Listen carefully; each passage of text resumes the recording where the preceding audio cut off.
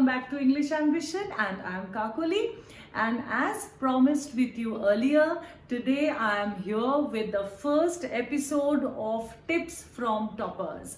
And today we have amongst us two city toppers, Ananya and Akriti. They are one of, or rather two of my very favorite and brilliant students. And they not only got 99% in class 12 CBSE board exam, they had also scored 98 in English. So I thought that they would be very helpful in guiding you, as you know, giving the first hand experience, I should say, as students, and giving you the strategies how to study English so that you get such good, marvelous and brilliant marks. Definitely I will also help you out, but I thought it would really be great if you get experience or the tips from the toppers themselves. Okay, so today we will begin with English, and here I will present before you Akriti and Ananya, who will share their experience and strategies to get very good marks in English. So happy viewing. Hi everyone, I am Akriti Jain. I am the pass out of the 2020 batch from Delhi Public School, Neelbad, Bhopal, and I'm currently pursuing BA Economics Honours from Sri Ram College of Commerce, Delhi University, and I scored 99% in my 12th board examinations with a 98 in English. In this video, we would be talking about some tips and tricks to be used in the board examinations of 2022 with a particular focus on English language. Through this video, we would also like to express our gratitude towards Kakuli ma'am. She has been a pillar of support throughout our class 12th. The way she teaches English, it makes it much more interesting. Like from day one, she taught each and every chapter so well in the class that it was ingrained deep in our minds, and we could recall the entire chapter as story, and it was ingrained in us from each and every line. We would 100% recommend to just listen to her small tips and tricks, and just follow as she guides you, and you'll reach there. Thank you. Hello everyone, this is Ananya Tripathi. And I'm Akriti Jain. We both are the pass outs from the 2020 batch of Delhi Public School, Neelbad, Bhopal, and currently we both are pursuing BA Economics Honours from Sri Ram College of Commerce, Delhi University. So first and foremost, we hope that all of you are doing really well and the preparation for board exams is coming along in full swing. So we wanted to make an interactive video in order to introduce you to the strategy that we took, as well as the mistakes that we made while preparing, as well as giving the English board exam. So coming along, we have divided our strategy in 3 parts. One is the initial prep that you need to begin with. Next is the preparation that you'll have to go through in the preparatory break that you'll get from CBSE. And last is how you'll approach the paper, as well as quick tips on how to present your answer sheet on the D-Day. Yeah, so starting with the preparation phase. So for the people who would be appearing for the 2022 examinations, this phase would be a shorter one because your exams are starting in May. So you need to accordingly devote time to English. So one major mistake that mostly people do, or we also used to do till our grade 11th, was to not devote time to English and consider it as a side language that can be done in just the end period by just reading the chapters. But actually this is one of the most biggest misconception, and that is why people lose out on marks in English. So starting with this preparation phase, so firstly assess how is your preparation with the other subjects and accordingly devote time to English, or make a timetable in which English has sufficient time and you have sufficient time in hand to practice various questions that are there in the literature as the writing section. And next we have divided the preparation phase into mainly 3 sections, which are the main heads of the English board exam paper. Firstly is the reading comprehension. Next we have the writing section, and then the literature section, which we have further divided into prose and poetry. So in this, we will be sharing both of our strategies, what individual strategies we followed, what was the common approach that worked out for both of us, and what were the common mistakes as well as the individual mistakes that we made in each of these heads that we shared. So talking about the reading comprehension first, there's not much preparation that is needed for the same except how do you approach it. So it's always beneficial to look at the questions first, so you have a targeted idea of what do you want to look for when you read the paragraph.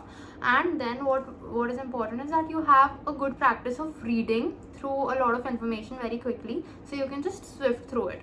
So make sure that you get adapted to reading paragraphs. Just like pick up a newspaper or read 2 to 3 articles daily. I think that should be sufficient enough in order to give you a good summary of what was written, because a lot of times in questions they ask you to provide a brief summary of the reading comprehension as well.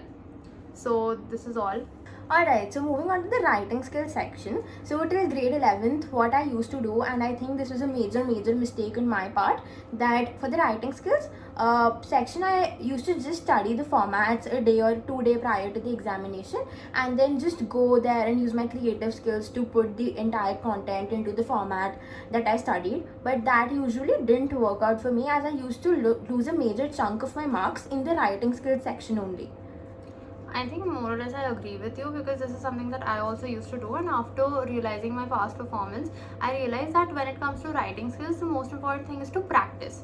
And I cannot emphasize on this enough that all you have to do is legit practice, and practice a variety of samples. For example, if you have report writing, so practice all kinds and cases of report writing that can come, especially if you have time. For example, in report writing, you have to report an accident, so that is a completely different type of report. Then you have to report about a cultural event, that is a completely different type of report. So for every writing skill category, practice 4 to 5 samples, and that will help you a lot. That will first of all help you increase your speed when it comes to writing and on the spot thinking. That will also increase your vocabulary. That will give you a bigger perspective on how you can approach these subjective essays, articles as well. Also, more practice is always beneficial, since more or less it will give you a clear structure of each and every type of format.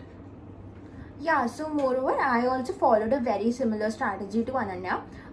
What previously I thought was, if there is a 7 or 8 mark question, writing 3 to 4 pages would fetch me marks. But on the contrary, it's not about the number of pages, but the content that you're delivering to the invigilator or the person who checks your papers. So what I did was I started with just one topic. For example, advertisements. Firstly, I went through the entire format of the structure of advertisement, the type of advertisements, and I practiced one advertisement of each type. Then it's not sufficient to just practice, but get it checked from a teacher. And it's always better if you can get multiple opinions on one piece that you practice, because English is a very subjective paper, so you can get multiple reviews on it. And once you practice that, you'll have, like, you think that it is perfect, but you'll get these minor pinpoints from the teachers wherein you can improve, and that will fetch you the bonus marks in writing skills section, according to me. So I think the bottom line with writing skills is practice and get multitude of reviews and opinions. Coming to the pros, it's important how you approach the understanding of any chapter. So I'll suggest that you read a chapter twice. First is to get the general understanding of the plot, how the incidents are moving, the general context. Second is that you dig deeper in the significance of any incident that is given in the chapter. You try to gather the interpretation of the context, try read between the lines what is happening, because there are a lot of chances that the questions that they'll give you in the paper are rhetorical questions based on your interpretation of the incidents, based on your interpretation of the significance of those incidents and how they are set in the plot. Moving on to poetry, so the approach that you follow for poetry is a bit different from what you follow for the prose. So for poetry, first of all, you should have the interpretation for each and every line with the poetic devices used in each and every line. So write the significance in your book itself, so that when you're reading the poetry, the significance or the meaning of each and every line is there in the book itself. So you can divide these poems into paragraphs, because usually you get paragraphs for the questions, and you can ask yourself what are the questions that you can get from that particular paragraph, and then you can while reading only, you can try answering those questions and writing them then and there itself. talking about questions, so the approach is going to be more or less the same if you're approaching the questions for poetry or prose. So what worked out for me was that my teacher helped me with a set of questions from each and every chapter, both direct questions as well as rhetorical questions, and with the help of her I had the structure for each and every answer. So that helped me a lot. That helped me in order to practice the structure of any answer that I'll get, which will eventually also help you reduce time when it comes to writing the paper on the D-Day. Another thing that helped me was that I got an idea on how to reach the bottom line of the question in a brief and precise manner. So what is important is that there's a common misconception that people think that writing more will fetch you more marks, but it's not the case. Brevity is really important, hitting the point is really important, but that should not come at the cost of clarity. So striking a perfect balance between brevity and clarity in your answers is important. So the strategy that worked out for me for the question bank was the main preparation that I did for the literature part was through the questions.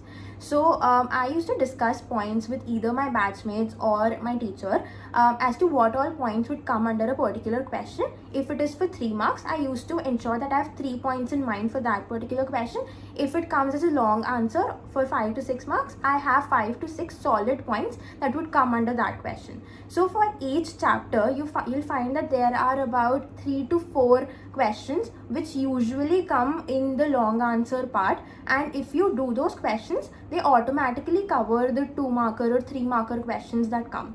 So it's always good that you have these 3-4 questions jotted from each chapters that have been appearing in the past year papers, and you have them in written. You get them checked from your teacher so that you have all the major points in there, and when you revise those questions before the examination, your major chapter is covered. You're prepared from the point of view of the questions that will be coming in the examination, and also you have all the key points jotted in your mind.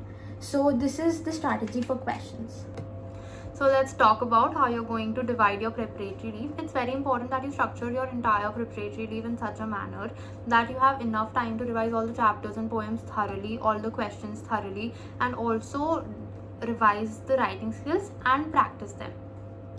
So what I did during the preparatory break, so English was the first examination for our boards. So I kept around 5 to 6 days for English, and then I started with the English prep. So I ensured that during the time that is of the board examination, for us it was I guess 10:30 to 1:30. So during that time I used to ensure that I write one paper in the exact same answer sheet that we get for board examinations. You can get those answer sheets from any stationery, and then you can, in the exact same number of hours, in the exact environment that you'll be getting in the examination hall, write one paper and either scan it, or if you can go physically and get it checked from any teacher, it would be great. And just get it checked.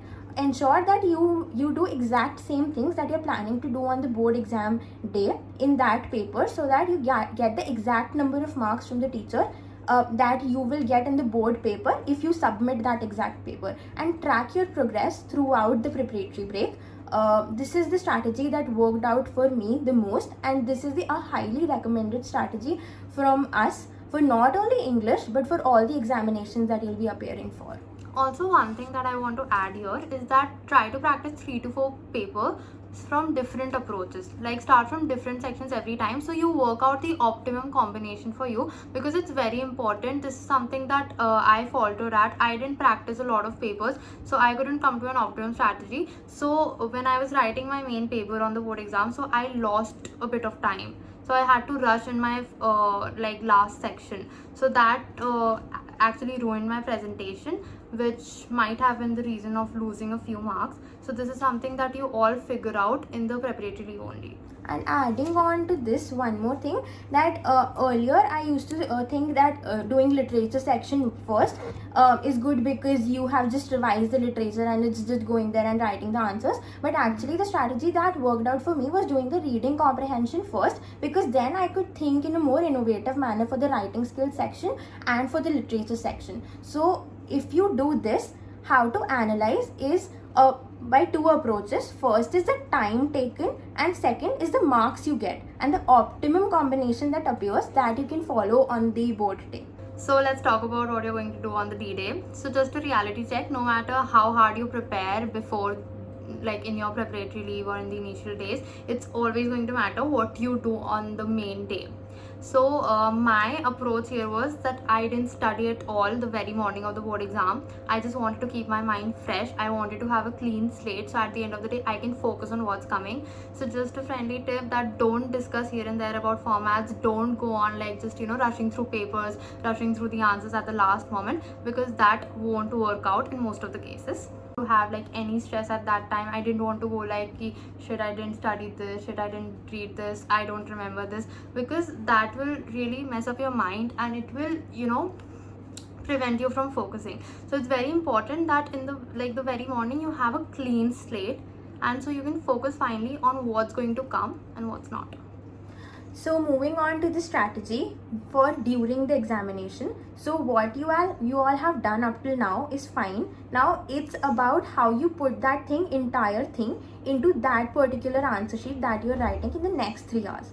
So as in when you go into the classroom and have a seat, ensure that you're not just chit-chatting around with your friends like any normal pre-board examination, because it's very important to maintain that state of mind that in the next 15 to 20 minutes you'll be getting that question paper, and you just need to recall the strategy that you'll be following, that okay, I'll receive the paper, I'll do this, and then you can start with the question paper. So as in when I received the paper, the strategy I had in mind that I'll just skim through section C, which is literature, and section B, that is writing skills, and then come to the reading comprehension.